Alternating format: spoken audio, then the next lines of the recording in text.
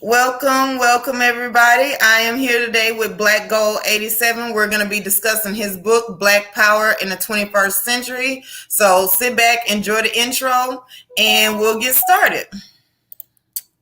Um,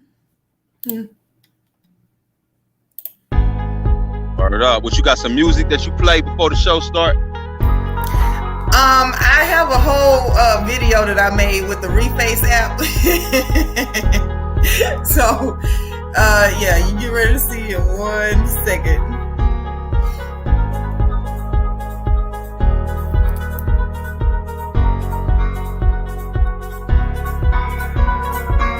I didn't have any fancy editing equipment, but here goes. Hey people, It's me. I think it's about time I made an intro, so here goes. On my channel, I talk about being Black and managing mental health, so I'm just going to walk you through my personal journey so you can fully understand my passion. I've been like this ever since I can remember. Sometimes I'm vocal, sometimes I'm not. One of my high school teachers finally noticed some potential underneath it all and decided to help me hone into it. The only problem is men started seeing it too. Insert ex-husbands who were great initially. He was providing. I started getting more attention. He didn't handle it well. I had a little fun modeling in college. But after studying, I wanted us to have fun. College parties were supposed to be for networking and having fun. With those dudes in the back right there, yep, he wanted them gone. So I'm not the registrar, so I didn't know what he wanted me to do about it. I read some books or whatever. Figured out that maybe womanhood is the answer.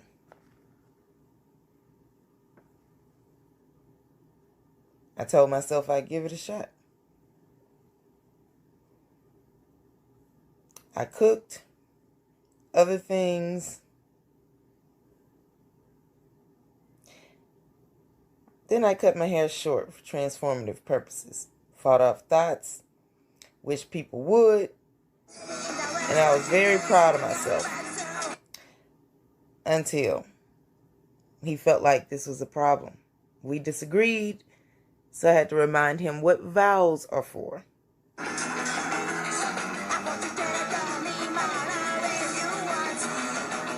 I didn't say sell me.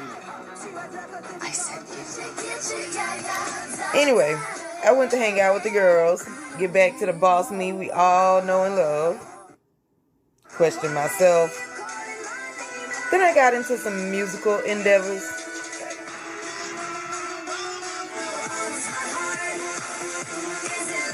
I had a little trouble finding my niche, but the fast life got boring, so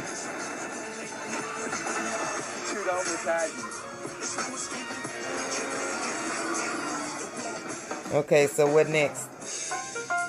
Just going through the motions. Just being there. But over it. Insert baby daddy. I was cynical. But I went for it. Why not? Yeah, then I regretted it. Started my natural hair and nail journey. Now I'm just out here trying to avoid poverty, giving advice, saving money, devoting my time to being Black, elevating my career, missing my bestie, eating right now, arguing with certain chicks, trying to make this lady happy so I can glow again. To be continued. Okay, everybody. So we have another installment here today with interviews with Black authors. And so, hey, Queen, I know, just keep us in the background, right? So Black Gold 87, right? You have a YouTube channel here, and a lot of your content is based on what we need in order to improve our culture, meaning our interactions with one another, as well as our interactions with people outside of the culture. So you writing this book, I think it goes along with what the message is that you're trying to get out there. So, but just correct me if I'm wrong. What is the message that you want people to take away from your book, your channel, your content? The message is that we as Black people must have Black power. We must control everything in our communities. The message is, my thesis is, we must the Black man, woman, and child must control our own destiny. Straight up. We must have separation and a nation of our own. Yes, ma'am. Okay. Now, I actually agree with that. So I want to just let you guys know that the book, I read it and it was very informative. I particularly like the fact that when you gave out statistics directly after that, you gave possible solutions, things that are reachable, attainable, and would correct all of the statistics. You didn't just dwell on the fact that things aren't looking very good right now, Yes, so ma'am. Let me ask you, when did this book come out, and is there anywhere we can buy it? Well, I wrote the book about 2 years ago when I was living in Boston. I'm originally from the state of Oklahoma, and you could buy the book directly from me. I was going to go through Amazon, but when I wrote this book, it was really about me doing something for self. I wrote the book myself. I published it. I printed it. Everything is done in-house. And so when people want to get it, they got to email me at wakeuptoblacknationradio@yahoo.com. They send me their information. The book is $20, but it's $25 in all, because that's, $5 for shipping. I ship all over the United States and all over the world. Okay. And you said wakeuptoblacknation@gmail.com? No, wakeuptoblacknation@yahoo.com. Okay, so I put that in the chat, and mods, if y'all could keep putting that link in the chat. My hope is that anybody that needs information or just basically wants to build up your Black catalog, your Black author catalog, then I strongly suggest you get the book. It was a very good read, in my opinion. And that's kind of what I'm doing. I've been I've been interviewing Black authors that I know, and I'm trying to build up my Black book catalog. I also have another person that sent me some Black books. And so what I mean by that is written by Black people, published by Black people, or either it discusses information about our culture in not just only in negativity. It needs to be something uplifting. If you're going to give facts, it needs to be something in it that says, yeah, there's a potential. Yes, indeed. Already. Okay. So I thought that, I know you're pressed for time and you are actually on a book tour right now. Okay. So it sounds like you did all of the things in the book that you're trying to get us to do. Black power in the 21st century. You're exercising that. You made the decision to become an author and speak out about your beliefs. You published it yourself and you are distributing it yourself. Yes, indeed. So would you say that this is a result of you making these decisions based on what you put in the book, kind of like being an example? Yeah, kind of like that. And also, it's a situation where it was something that I wanted to prove to myself. I came up under the teachings of Elijah Muhammad. I'm not in the Nation of Islam, but I did study the Nation of Islam for about 10 years. My uncle's in the nation, and a lot of the things that the Nation of Islam teaches is what I teach. I didn't just wake up one day and learn this. I had to really study. And so what Elijah Muhammad teaches is do for self, do for self, do for self. And so that's what gave me the motivation. And I said, man, I kept on hitting these white publishing companies up, these Black publishing companies. They trying to charge me all this crazy money. I said, how can I call myself a revolutionary if I'm not doing what revolutionaries do? So I went ahead and printed the book, bought the printing machine, bought the ink, bought the paper, and I put in the work. And I wanted to do that to show Black people that if you got something in your mind, you might be sitting on a book man, write that book, print that book. You ain't got to put it on Amazon. You ain't got to be in these bookstores. Hit the block. I be in the streets. I be in the hood, in the ghetto with the book. And that's the best way. Y'all got to excuse me. It's all kind of bugs out here. I'm in North Carolina. But that's the best way. Yeah, that's the best way to get to the people is in the streets. We got a lot of internet revolutionaries. They sit on YouTube. They sit on Instagram. And all that's fine. You know, we must use technology. But it's nothing like when you in the streets with it. Mm-hmm. Exactly. So let's go ahead and get into it, right? So I want to just see if I got the answer right to the basic moral of each one of the chapters. I don't want to give too much in the book away because, you know, y'all got to still go buy it, right? Support Black authors. Yeah. Okay, so you actually answered my first question is what helped you with the motivation and the concept. So let me ask you, what was it like while you were researching? You know, because you brought up some statistics that don't always give us that warm, fuzzy feeling on the inside when we think about Black culture. A lot of our statistics are unpleasant. So what was it like doing the research for that? How did you feel during that time? It was kind of depressing. I'm not even going to sit up here and lie. But we got to be careful with statistics because these white folks is always lying. They always, you know, just like they say, don't go to Baltimore, don't go to DC, don't go to Houston. It's bad out there. Everybody's shooting, everybody's killing. Yeah, you got that out there, but there's also very successful Black people in those areas. So when I was doing the research, yeah, it took a lot out of me. I had to really take my time with it because it can be overwhelming. You understand? So I put the statistics in the book, but I try not to put too much. Right. You know, and it's, I'm glad you said the sentence you said right before that about, you know, if you're thinking about writing a book, go ahead and do it, because I have been thinking about it. And you know, the thing that is a struggle for me is the memories that are brought up as I'm writing it. So then I have to take some time and decompress and be okay before I can still keep writing. And then I struggle with how much of that is supposed to go into the book, you know? Right. That's true. I mean, just take your time with it. Take your time with it. Don't force it. You know what I mean? But when you writing, it's definitely a process that can be a healing process. You understand me? We got to get these stories out. Yeah, I do think that's another thing that we as a culture have to learn how to do is be, you know, like we have a tendency to want to push ourselves through stuff. We need to learn how to be able to feel and remind ourselves that we are human. We've been told that we're either lazy or either that we should be looked at as machines all of the time. And to a certain, as you know, to a certain extent, we've internalized that. We start telling ourselves and other people that too. So yeah, that's one of the things I want to address in my book. Okay, so from the book, you consider yourself a Black nationalist, and this is opposed to a integrationist. So let me ask you, is there any possible positive reason to be an integrationist? Absolutely not. Okay. I don't agree with it, you know. Hold on, let me step over here. It's starting to rain.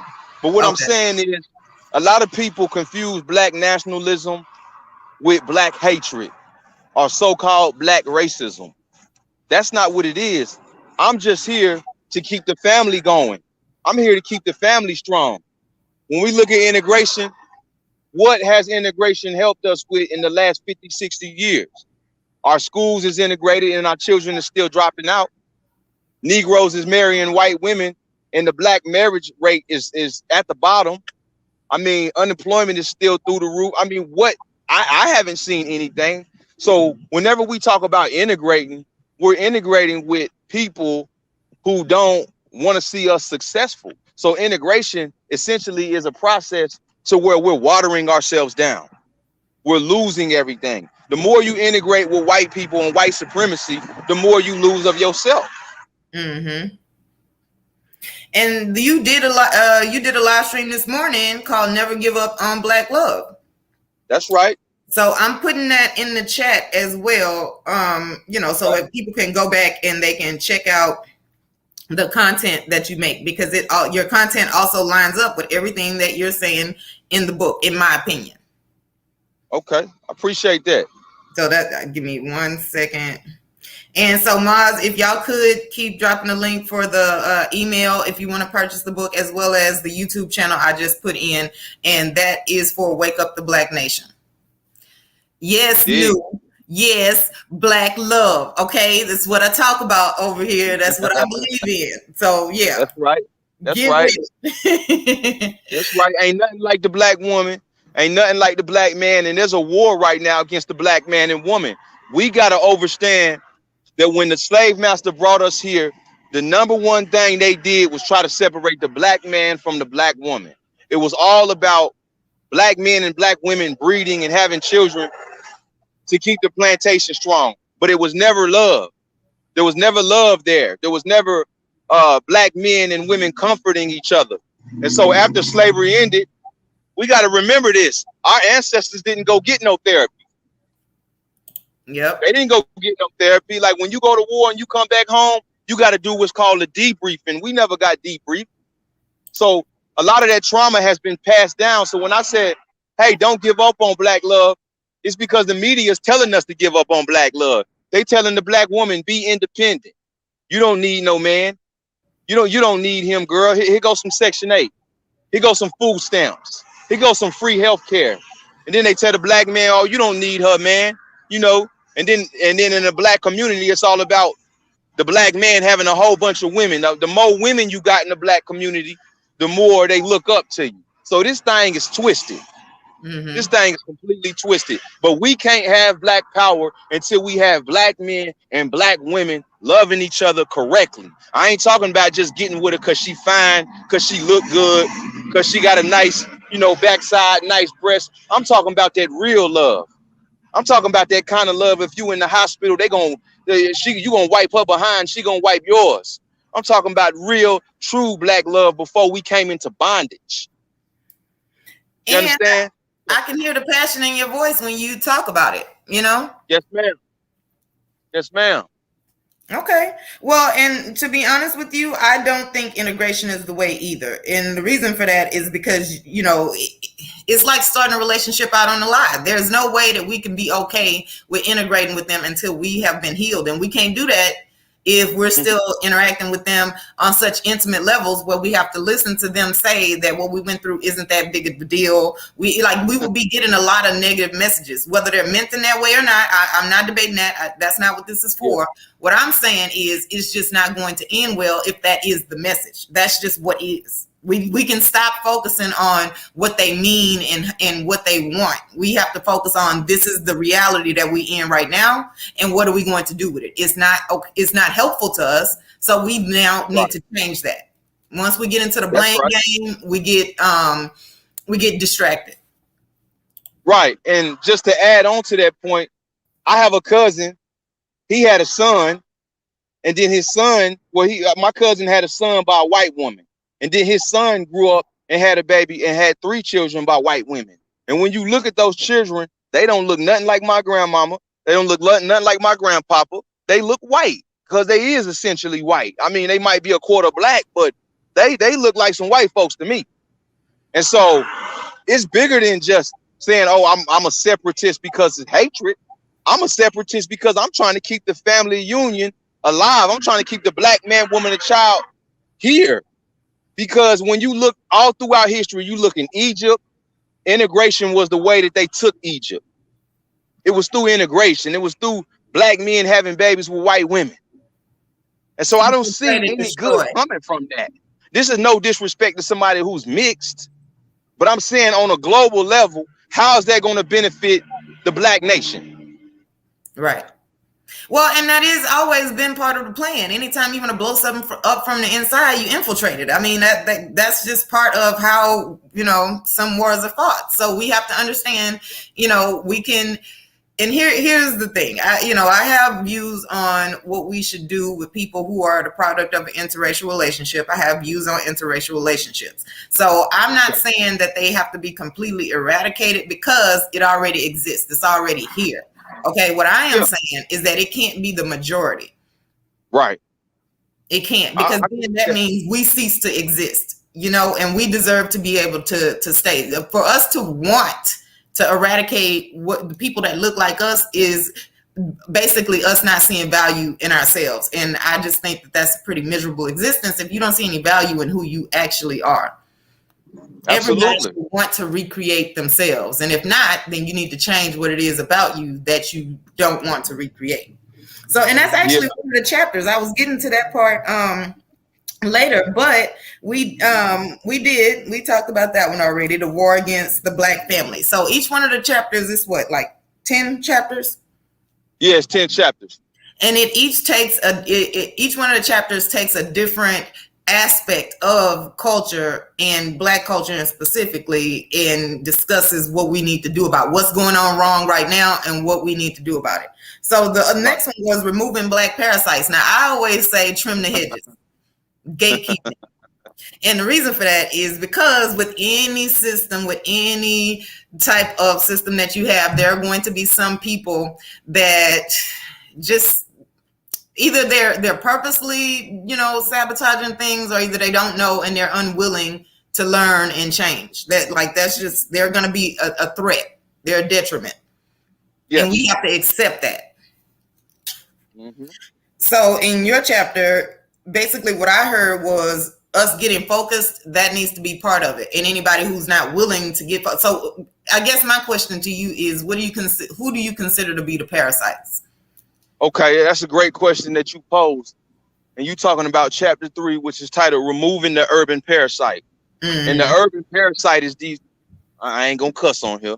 Well, it's Sunday and I'm trying to be getting a little passionate. Hold up, let me calm down. Let me bring it down a little bit.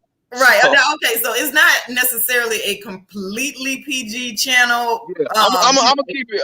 I'm gonna keep it. Whatever's authentic. Yeah, I ain't gonna do all that cussing because it's not necessary. But what I'm saying is, an urban parasite is these damn Arabs, these damn Asians, these white folks who come into our communities, open up gas stations, open up beauty supply stores, goddamn Chinese restaurants, Japanese restaurants, take all our money from us, and they don't even live in your community. They don't live in your community. They don't put no money into any of the Black community programs for our children. These people come to our neighborhoods where we live at, open up businesses, get all this money, billions of dollars off the Black woman, billions of dollars off the Black man, and then treat us badly. I was in Atlanta, Georgia last week on a speaking tour. I went to the store. I'm trying to buy something. The lady don't even say, "Hey, how you doing? How can I help you?" She just snatched my money up and give me the product. They treat us like trash. What nation of people will allow other people to come into their community and just make money off them and then leave? And the slum stay a slum, like Malcolm X say. That's an urban parasite. Somebody who feasts off of a group of people and never give nothing back. Because you can't go to Little China and open up no businesses. You damn sure can't go up there to Arlington and all them places in Texas where them white folks be at and open up nothing. But everybody comes to us because we're such an accepting people. We are a loving people, and that's to our detriment. Well, yeah, and we are very loving people, but the thing is, with any loving people, you do at some point have to sometimes put that to the side in order for protection. Now, my issue is when you in war, you in war. Right. You have to be able to be able to do that as well, in addition to the loving. So my problem with that is just that with every other culture, when people are getting ready to do business with them, they are concerned about offending them.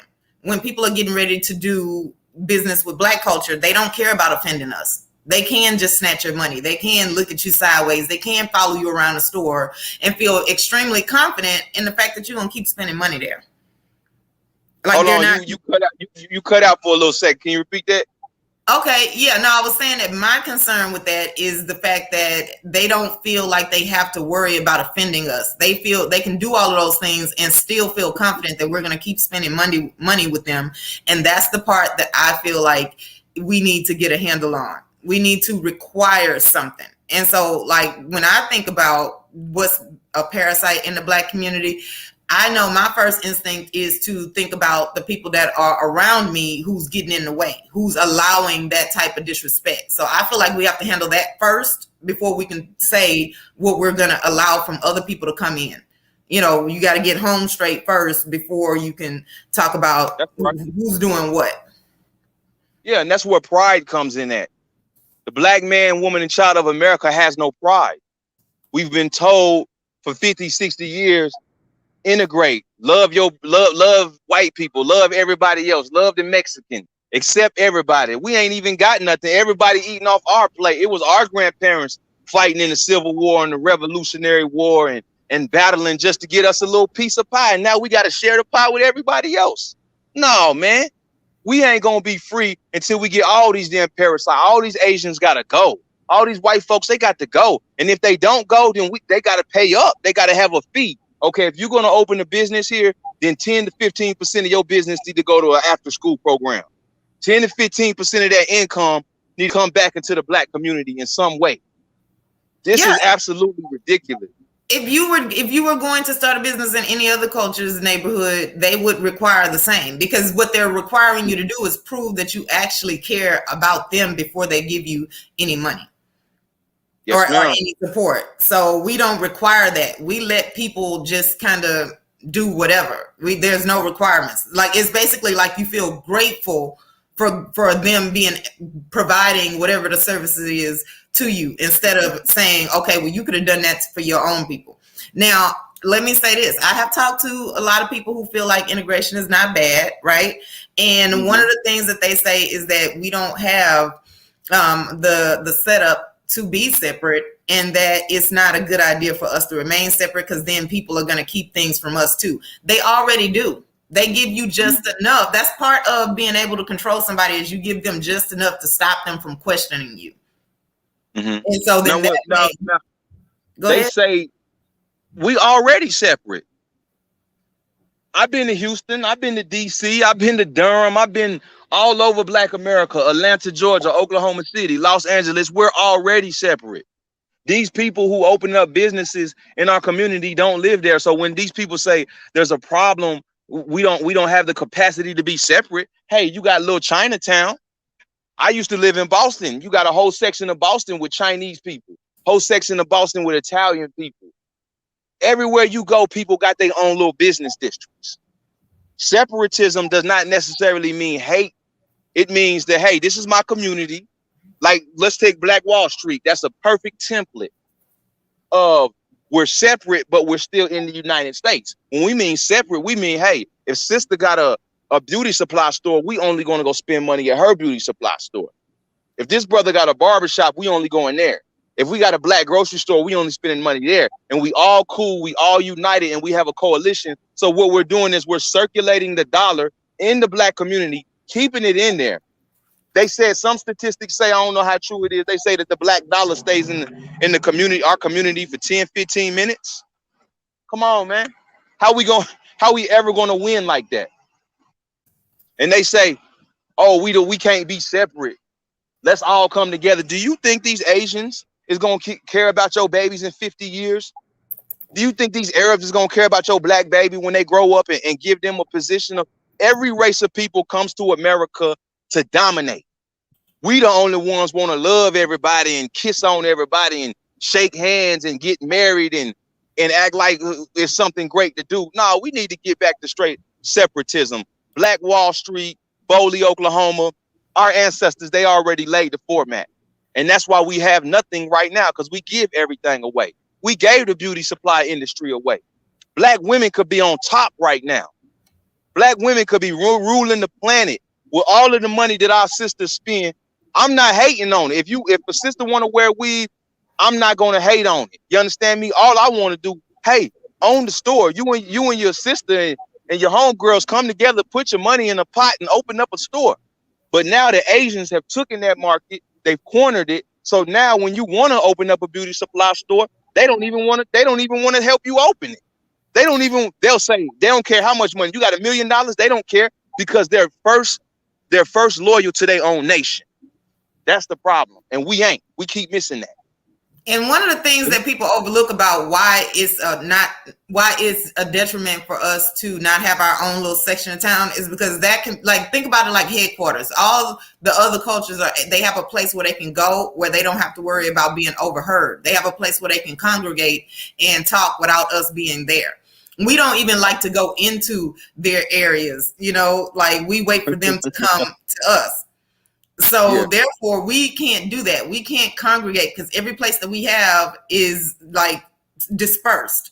So we can't ever come up with a plan. And even if we did, they're going to be there. They don't tell us everything because they don't have to. They are capable of having a place to meet and talk without us being aware. That's right. Absolutely.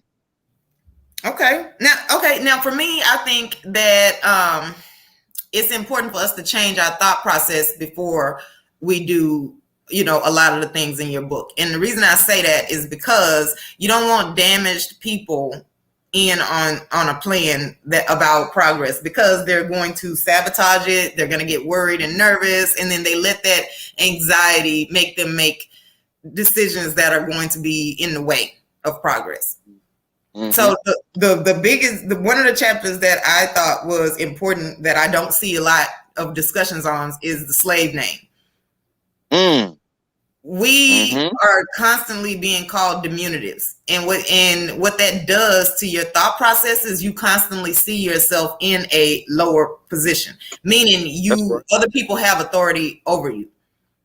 And so when you do that, you don't feel like you have any agency. You don't even think that you deserve any autonomy. You go ahead, you follow and you question everything, and you get feedback from people that don't look like you. There's an inherent distrust of other Black people. I'm not saying that it's misplaced because, first of all, familiarity breeds contempt. The people that are closest to you can hurt you the worst because they know the most. Okay. So when you are in the same situation, you're basically put in competition with one another.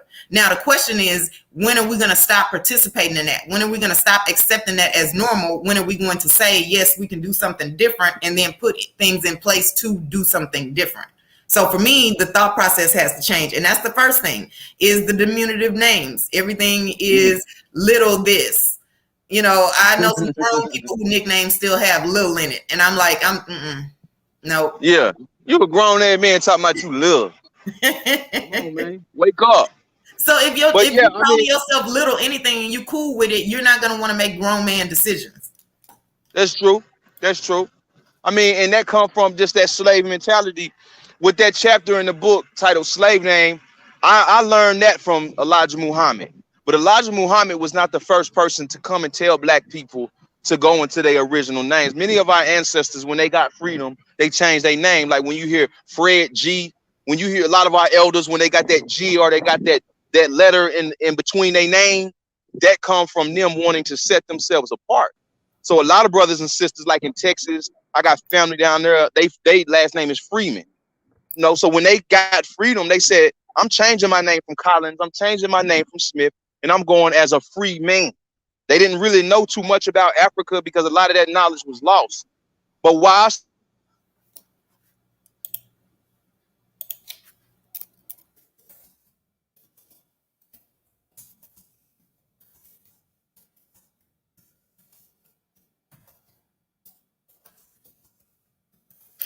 Okay, I think you might have froze. Well, while we're waiting on the audio for the video and the audio to come back, I do want to say that what you call yourself has it gives you a tape recorder in the back of your mind. It puts you in that place to where certain things are off limits to you. It does control how you see the world, how you see yourself, and your place in it. So what you call yourself is important. A lot of other cultures place a high value on name. There's also, for the people that believe in religion, it's in the Bible. You should pick a good name over riches. It's lots of different things that tell you that what you call yourself every single day, when you look in the mirror and you say that, when people are calling you, when they're talking to you, when you have thoughts about yourself, whatever you call yourself is going to be evident in the way you handle situations. So I do want to say thank y'all so much for coming in. Shout out to Spiritual Logic, and I hope y'all go and sub to his channel as well. He's also, I have an interview scheduled with Spiritual Logic as well. I know I haven't been on here as much as I probably should be. I was taking care of some stuff in life first, and then I'll be back on here more regularly. Sure. Yeah, I'm here. Okay. So now I was just explaining, more thoughts on why you should pick, why your name needs to reflect something that you're going to want to answer to, something that's going to give you positivity and purpose going forward. Right. I mean, you got to look at it. When you go to Asia, if you was to go to the airport in Beijing and you was to ask this Asian man, hey, sir, what's your last name? And he told you Smith, wouldn't you kind of like trip off of that? If we went to Africa, if we went to Nigeria and we asked one of them brothers, hey, brother, what's your last name? He said his last name was Williams. We would say, hold up now, the rest of y'all name Ouagadougou and all of this, and your name is Smith. Something is not right here. Whenever you get married and you get divorced, then you get that person their name back. So really, when we look at the white people, what they do is they go and they put their names on things, like the African country is called Cameroon. Zimbabwe used to be called Rhodesia. So for you to still be walking around with the name of your slave master is preposterous. You walking around with the very name of the same people who raped your grandmama. And it reminds you of it every single day. Every day. And that's what they love. They laughing at us because we the only people in the world who don't understand the power of your name. Your name is supposed to represent the origins and where you came from. And since we don't really know where we came from exactly, now it's time for us to come up with our own names. Yeah, you know what? And I've said that too, is that if we don't like what Black culture looks like and we don't know our past and there's no way for us to figure it out, we can start from now. Right. You ain't got to always get an African name. You ain't got to change the name to Muhammad, because that ain't nothing but the Arab name anyway. Some of these Negroes think they're going to change their name from an English name to an Arabic name where you still dealing with the slave master. You understand me? So you got to start your own thing. You do the research. You find out who you are in this world, and your name should reflect that. Right.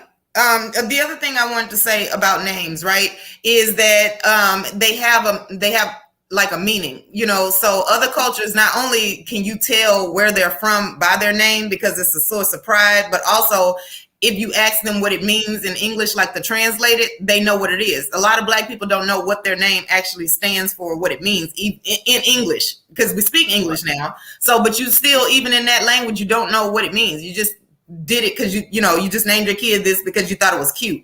There was no thought process behind it. Yeah, that's true.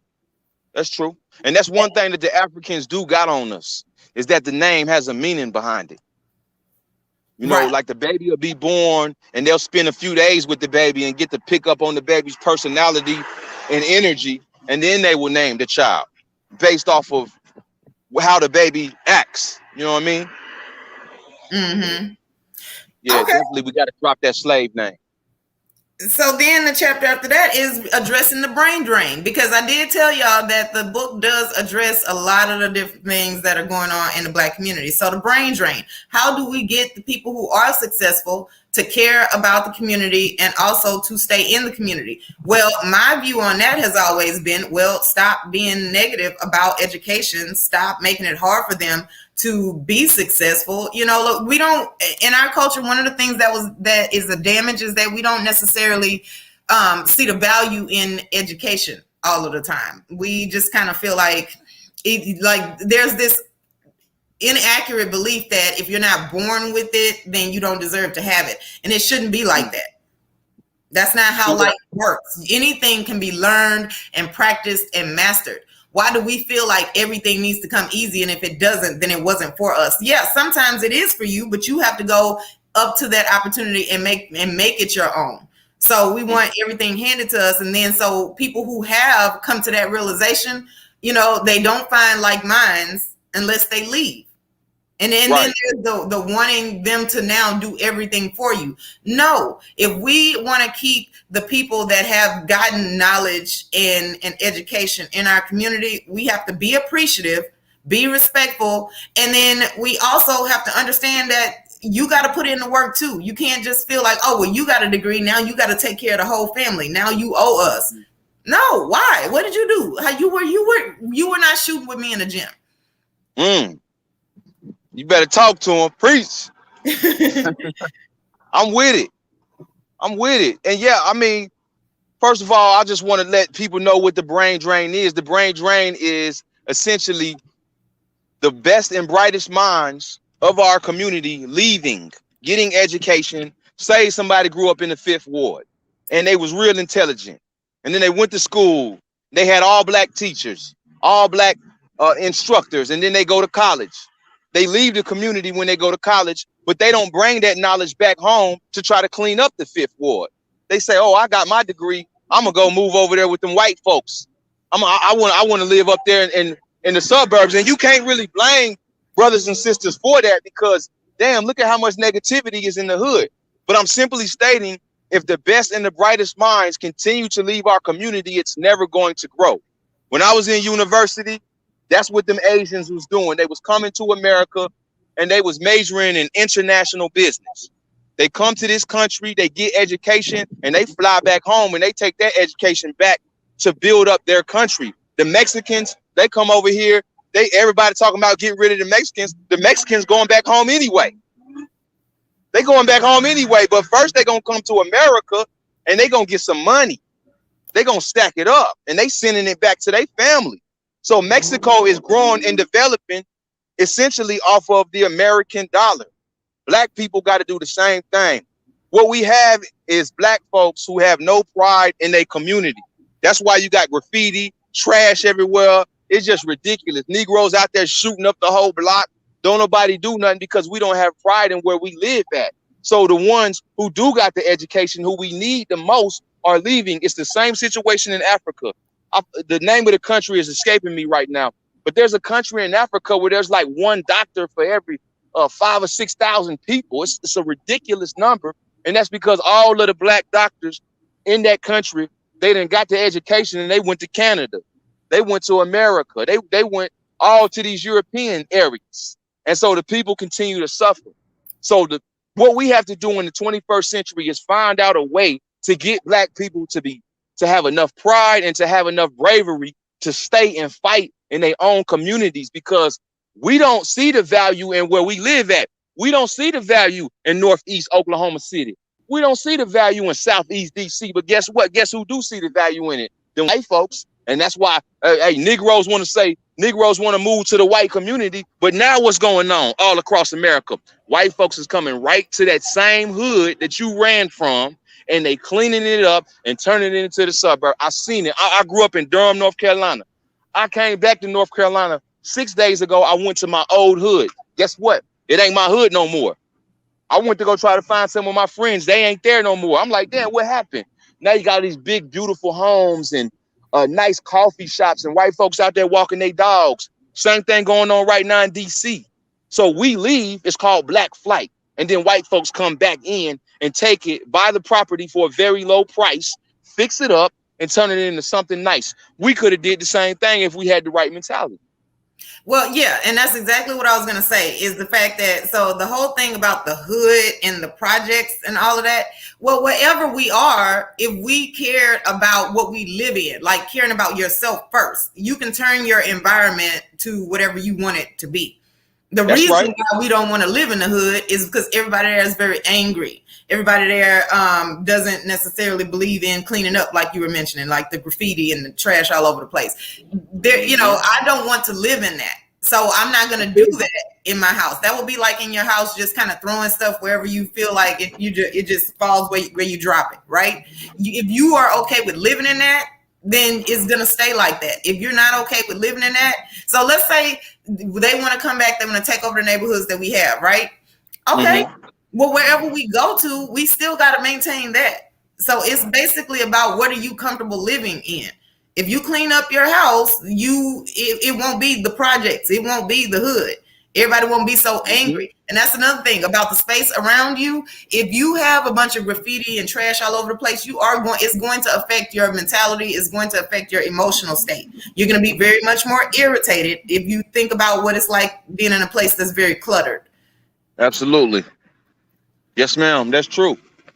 But I think that at this time, we got to stop being so scary. Like the woman who I got a child by, I told her the other night, I said, you scary. I said, go on with them white folks. I said, you want to go to Raleigh and live up underneath them white folks? I'm going to be right here in Durham with the black man, with the black woman and child. I'm going to be where my people at. I'm not finna run and go to the white people's community because I'm uncomfortable, because I'm going to be uncomfortable there too. So we might as well, and I know everybody can't do this. I know everybody's not made for this righteous work. But I'm simply stating we need more black scientists. What don't you see in the hood? You don't see a health food store, you don't see a psychologist's office, and the majority of the time you don't see a gym. Those are the three things that we don't see. And there's a reason for that. Our thoughts are why we don't see that. A health food store in the hood is not gonna get good business because of how we eat. And it's gonna get great business. They said the same thing about Starbucks, and they open up Starbucks all over the black community, and the black folks is going in there getting it. If you put a health food store in the black community, they will go in there. I'm telling you.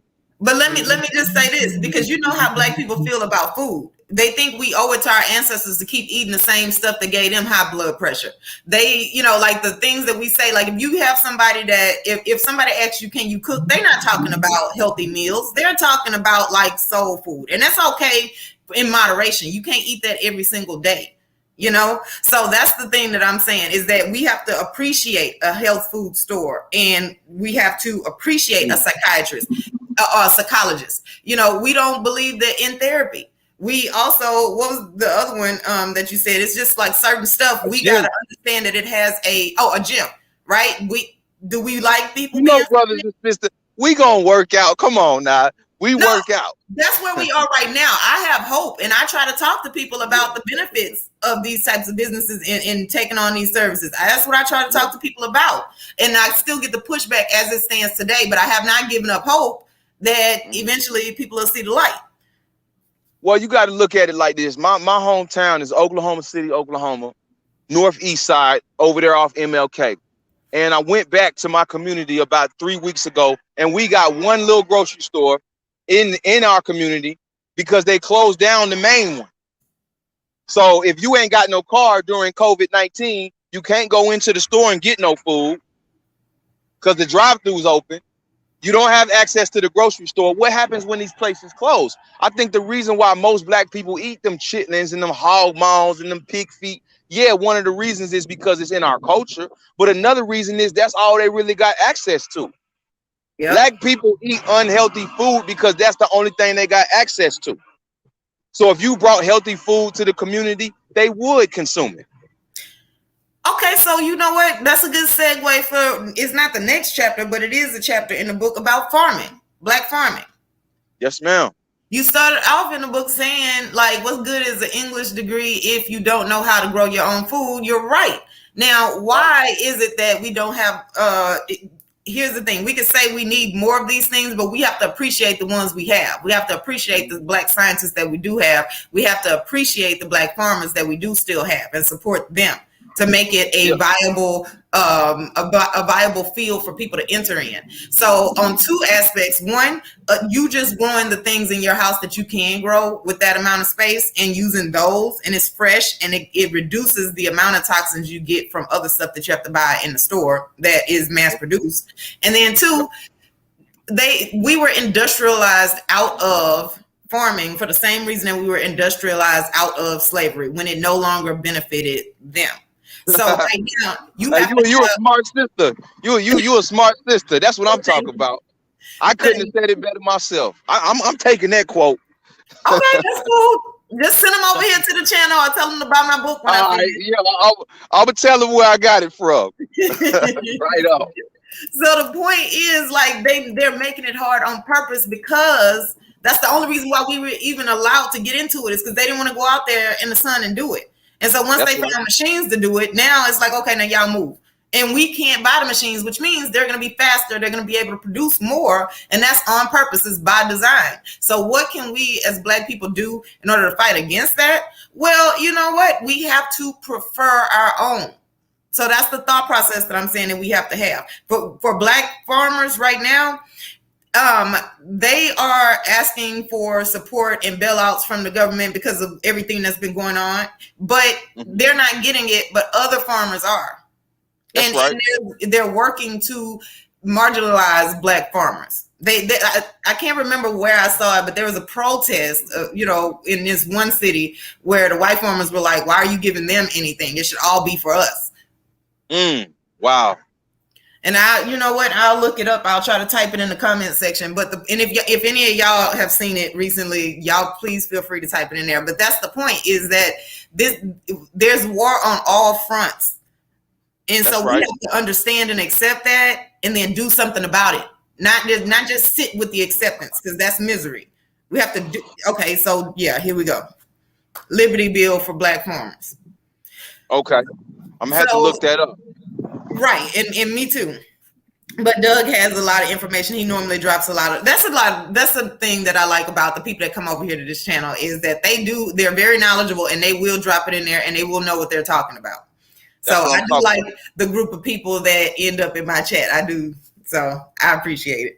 But the point is understanding that this is on purpose. And so, what can we do to fight against that? Well, starve them. That's what happened to us. Use the same playbook, because if it works, why not? Now, what Black people got to do, we are in a very critical time in history. Now, I know most of these people listening to this got children, and I tell people this all the time. I always use this scenario. If it's a grocery store right across the street, I'm looking at it. It's called Food Line. If all of these grocery stores close their doors right now, how would you feed your precious child? What would you do? I mean, Negroes is running around with brand new cars. Sister got brand new weave. You understand me? Smelling good. Everybody, Black folk, we like to look good. We like to dress nice. We like to have the nicest car. We got a big old house, but you ain't got no land. Your baby's gonna starve. So what we got to do is take some of this stimulus money that we got. Negroes want to go to Miami and party. No, you need to go get you an acre. You don't even need an acre.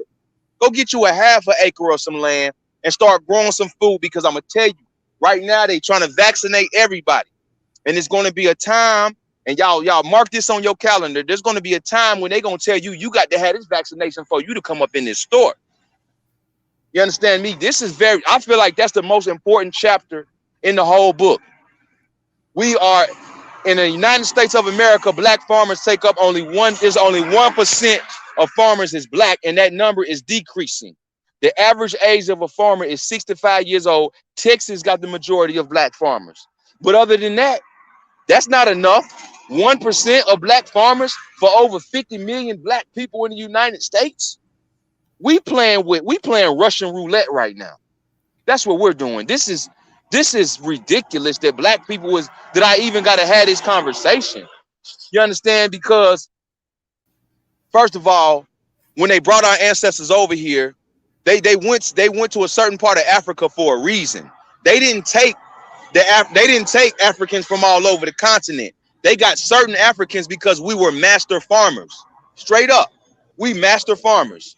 That's why America became the biggest, strongest, most powerful nation in the world, because our ancestors was out there in them fields in the dirty South.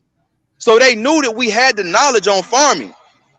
You understand? But now in 2021, most Black folk don't know one thing, don't know nothing about farming. I don't care how fine you is. If you can't grow no carrot, I don't want you.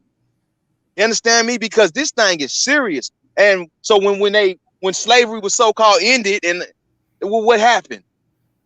We moved into the inner city. We moved to Boston. We moved to New York. We moved to LA. We said we tired of the farm. We tired of being out here. We want to be up there with them white folks. We want to go dance on Friday night. We want to have fun. And the white folks say, yeah, come on in. Come on. Okay. I think you froze again. Well, and here's my view on all of this, right? is if you're industrialized out of something, they're going to make it harder for you. So yeah, that made the decision easier. Also, if you're being subjugated while looking at somebody else's life, you do that for enough generations. Obviously, My bad. that's okay. I was just saying, it's just that, that's part of it, is to make their life, when you're being subjugated, their life is going to look a lot better than yours. You do that for enough generations, they lose contact with what used to be a way of life. So to the people that were here after all of those years of slavery, that looked like freedom, but it's not. Mm-hmm. Just because that's what was the belief at that time. Now we have more information. We don't have to believe to not believe everything that your ancestors thought is not disrespectful. You can understand the moment in which they were in and why they thought that, but we now have additional information. And also it's called adapting. You have to adapt to life as it is right now. So what might have been good for them right then, we can't do the same. So that doesn't mean that you're negating their experience. What that means is we have to do something different now. That's right. And I mean, I want to add on to that. There's a brother by the name of Dr. John Henry Clarke, rest in peace, one of our greatest Black philosophers. And he talked about this subject of land. He said that at one time, over 96 to 98% of Black people lived on the farm. We was a farming people. This put fear in the United States government. The United States government were very scared of this because, damn, these people have the ability to supply the world. America's one of the biggest food exporters. So according to him and many other philosophers, they believe it was a conspiracy to get us into the big cities. Like, yeah, y'all come on in. And then when we was coming to Boston and New York, hey, the white folk going back and buying up all the land. Now you go to Mississippi, Georgia, Florida, white folk got up all the land. And what we got? So we really got to recognize what's taking place. When we left the farm, that's when the destruction of the Black mind began. Because you got to remember, even if you go to that grocery store and get you some fresh fruits and fresh vegetables, you don't know what type of sprays they put on that food. You think you eating healthy, but they done put all type of chemicals on the food. The only way for us to eat healthy is for us to grow our own food. So right now, most brothers and sisters might not have enough money to go get some land. So they can do what you said. Find out how to grow food in your house. You can grow a lot of food in a very small space if you know what you're doing. Urban farming is taking off. You understand? Yeah, and so the thing that started to save soil and help crops is a method that was perfected by a Black man, with the rotation. George Washington Carver, absolutely. That's something that's ours, and we figured it out. Like, that's what I'm saying is, remember that part of it. Yeah, it's not fun that we were in slavery. We don't have to always want to think about that, but look what we did while there. Under that type of situation, we still were able to thrive and invent and, come up with things so we have a history, so that was another thing that was put in the comments earlier. For us to get, Black businesses off the ground, we have to figure out things that other cultures need and put ourselves in a position to be able to sell it to them. We used to do that. We've negotiated a lot of stuff for ourselves. That's one of the reasons why we still here. So, Absolutely. It's not foreign to us to be able to do that. Right now, we just are not doing it. Our attention is elsewhere. It's being distracted. And so once you understand that, I think that leads us to the next chapter, business is warfare. Oh, yeah. One of my favorites. Right. So, you have to understand that they're going to be selling things and dangling things because there is a science to business, understanding what your audience wants. Right. That's how all business works. And that's part of the skill set that's going to make you successful, figuring out what will sell and then putting yourself in position to be able to dangle that for somebody else. And then you get to negotiate what it is that you need. Money is a placeholder.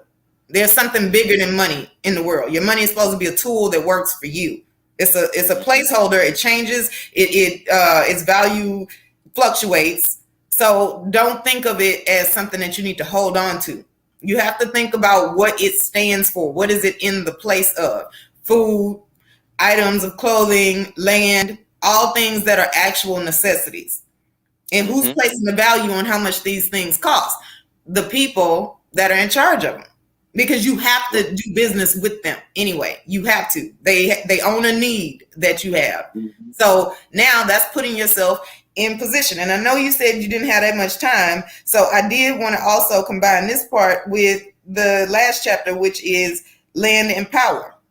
Well, what's Yeah, the point of getting land and power? You know, is to be able to use it to negotiate. The money stands for a certain amount of land you could get.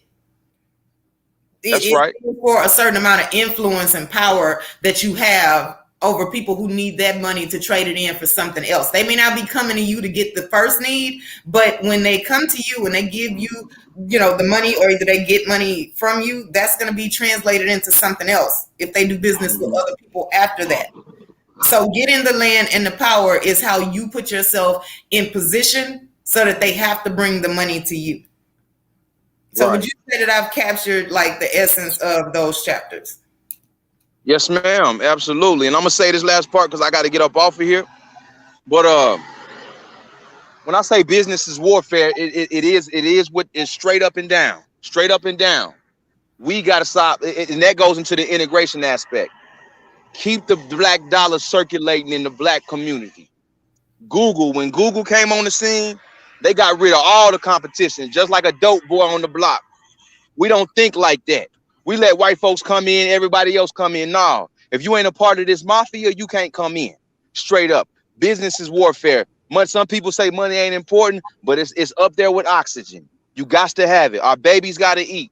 Long as we live in this capitalistic society, we got to learn how this money work. We got to start teaching our children entrepreneurship early, how to create a business plan, marketing, strategy.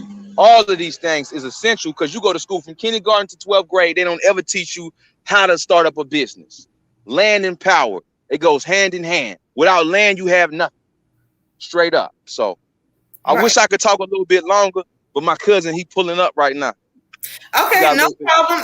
Thank you for coming through here today, and I'm gonna go ahead and end it now. If you want to come back, feel free. This is the channel. You know where I'm at now. Yeah. I definitely want to come check y'all out. Okay. Well, Appreciate this you channel, for and then the having one me. we did yesterday too, for the record. And so over there we talk about a lot of small talk stuff, and over here I try to be more focused on Black community. So, but thank you so much, and I really appreciate it. And hopefully you guys go and you get the book because it is very informative. It has a lot of good information in it. Okay. All right, thank you. Enjoy your Sunday. All right, peace. Bye. Okay, guys. So yes, Wake Up the Black Nation is in fact the channel here on YouTube. I dropped it in the chat earlier. There was one last chapter that I didn't go over. It was Black Guns Matter. So my view on that is going to be the same. We have to change the mentality of Black people first before we start saying, but Black guns are going to matter, because if everybody else got guns, you have to have some too. There's nothing more, there's nothing effective against the gun, you know, as it stands today in current weaponry. Yeah, and you know, we don't have to get all technical with like, well, what if you got an airplane? Nothing. Y'all get what I'm saying. The point is, I did want him to come over and discuss the book because it is in line with improving Black culture. It starts out with these statistics that are not very flattering, but it does have actual real solutions in it. So I do want to support Black people doing positive things in the community. We're not always, you know, dysfunctional. And so thank y'all so much for coming through. Thank y'all for participating in the chat and being so very respectful to the host, even when y'all disagreed. You know, y'all actually were very respectful about it. So I appreciate all y'all and how y'all act in my channel. So thank y'all so much and enjoy your Sunday. See y'all later. Bye.